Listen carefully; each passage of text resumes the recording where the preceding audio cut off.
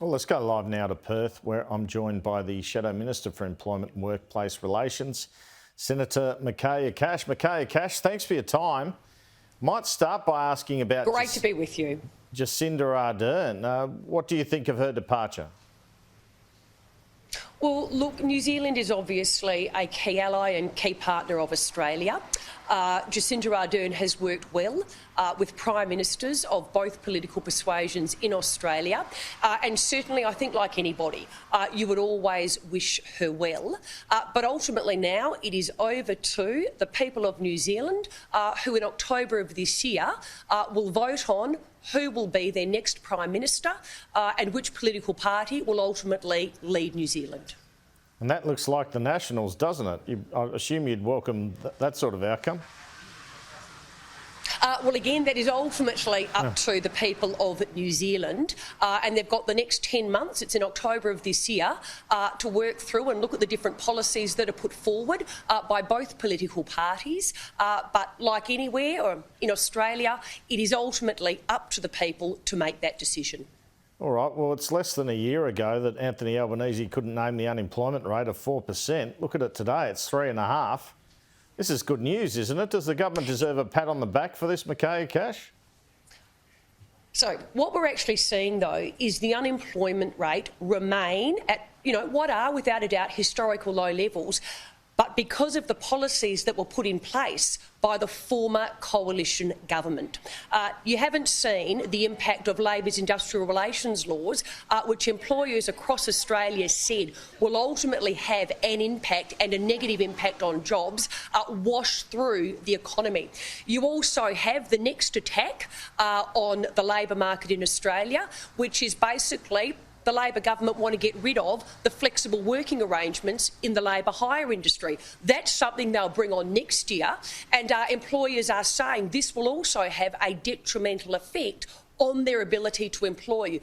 Andrew, you've got unions out there recently saying they want to see a union tax imposed on non-union members in relation to any wage rises that they may receive, because the union's been involved. So again, the former coalition government's policies, that's what you're still seeing the employment market react to. But as many commentators have today said, yes, whilst the unemployment rate remained the same, there are worrying signs.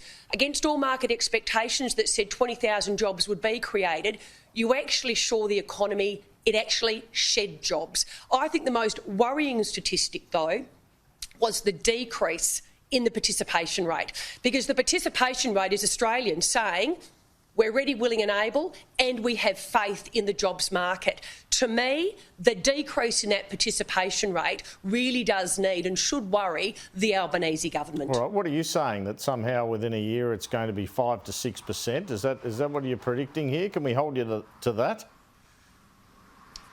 Look, I wouldn't make any predictions, but what I would say is the economy to date is functioning on the basis of the policies that the coalition government put in place. That is what employers are responding to. And I do know Anthony Albanese was out there the other day saying... We've had a federal budget since. I mean, that seems, frankly, a bit rich. And if that you is may have the had case, a federal budget. Is the inflation rate based on what your government did? Is the inflation rate also based on the coalition government's policies? Employers create jobs, governments don't. Governments put in place policies that employers respond to.